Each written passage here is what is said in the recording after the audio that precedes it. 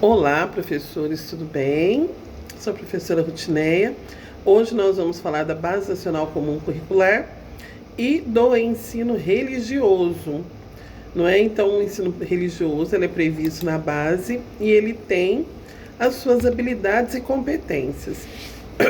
Bem, no Brasil, nós viemos de uma tradição de muita influência do ensino religioso na educação.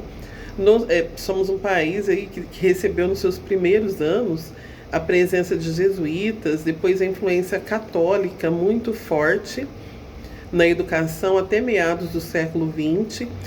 Depois, cada segmento religioso foi criando seus estabelecimentos aí para propagar a sua filosofia religiosa, como os católicos, protestantes, né? Temos aí universidades, né?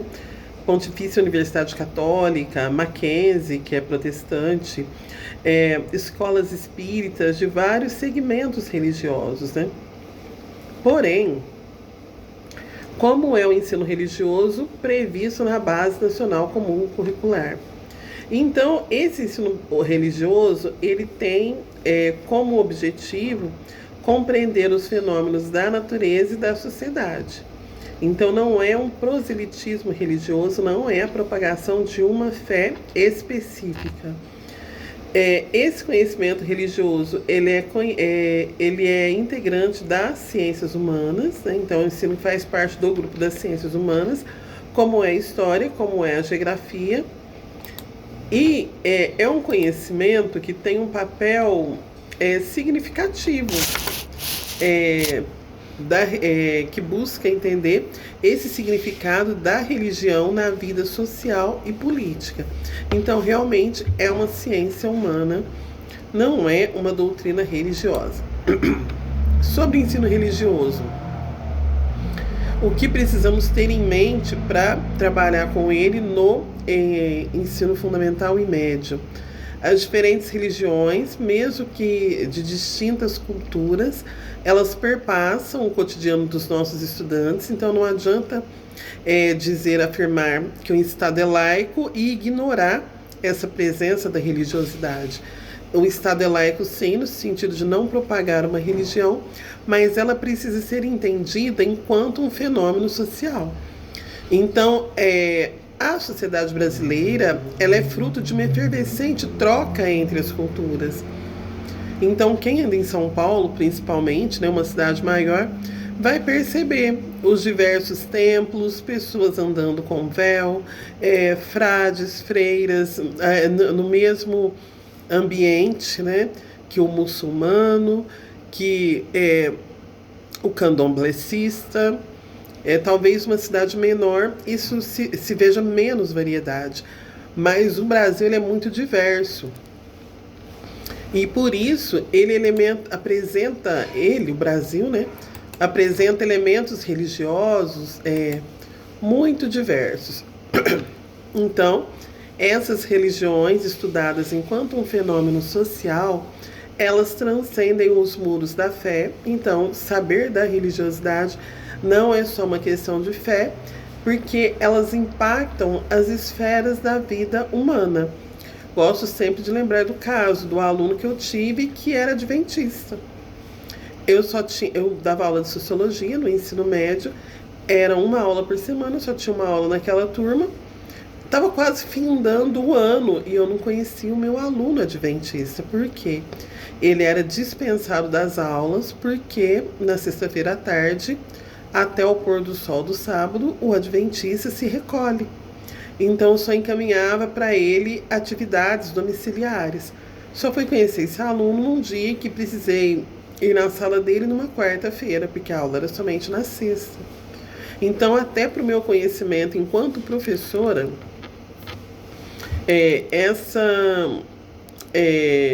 conhecimento mesmo da religiosidade me ajudou a compreender aquele fenômeno que acontecia na minha própria aula ali do segundo ano do ensino médio. O que mais que a gente pode dizer? O que fundamenta o ensino religioso? Não somente o bom senso, porque as questões que trouxemos agora falam do bom senso do educador em compreender o fenômeno religioso. Mas o ensino religioso, ele é fundamentado pela Constituição Federal de 1988, pela Lei de Diretrizes e Bases da Educação Nacional de 1996 e pelas Diretrizes Curriculares Nacionais para a Educação Básica de 2010. Esses 3 documentos estudados aí pelos autores da BNCC fizeram com que houvesse fundamentos para que se selecionasse, se formulasse habilidades e competências para o trabalho na educação básica em 2017, por ocasião da promulgação da Base Nacional Comum Curricular. Agora, observando o currículo paulista, que está em consonância com a Base Nacional Comum Curricular, tem alguns princípios no ensino religioso, princípios éticos, né? Então, a exigência de diversidade de tratamento para assegurar a igualdade de direitos entre os estudantes que apresentam diferentes necessidades. E a questão da religiosidade é uma necessidade, né? Porque, como eu citei o aluno que não ia na sexta-feira, tem o aluno de religiões de matriz africana que, quando faz a cabeça, que é um termo da religiosidade dele, né? Ele às vezes aparece na escola careca e causa ali uma certa curiosidade, um estranhamento nos demais.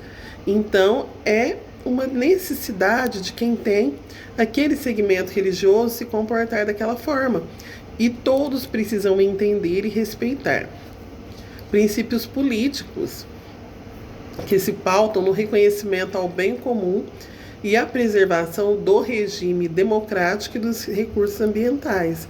Aqui falamos do regime democrático, ou seja, o Brasil não é mais um país católico e todos têm o direito de professar a sua fé. Não professar publicamente, no sentido de ter os rituais religiosos aí na escola, porque senão não venceríamos devido à grande quantidade de segmentos religiosos, mas de ser reconhecido com as características ali do seu segmento religioso, ser respeitando e sendo respeitado. E os princípios estéticos, que seriam, no caso, a valorização das diferentes matrizes religiosas, né, encaradas de maneira plural e de maneira solidária, tanto por educadores como por alunos. Quais os objetivos específicos do ensino religioso? Vamos ver aqui. Proporcionar aprendizagem de conhecimentos religiosos, culturais, estéticos, a partir das manifestações religiosas percebidas na realidade dos educandos. Por exemplo, vão ser proporcionados conhecimentos? Quais as religiões ali que são pujantes naquele contexto? Quais as existentes? Porque, de repente, não temos ali uma grande quantidade de alunos budistas, né? Porque não é uma religião muito comum no Brasil. Mas o fato de termos nos obriga a saber um pouco mais, porque esse vai ter um posicionamento diferente diante de algumas situações que a maioria não terá, pelo fato de a maioria já ter uma outra crença, que é uma crença que abarca mais pessoas, como seriam hoje os católicos e os evangélicos neopentecostais, que são em maior quantidade. Propiciar conhecimento sobre o direito à liberdade de consciência e de crença, no constante propósito de promoção dos direitos humanos.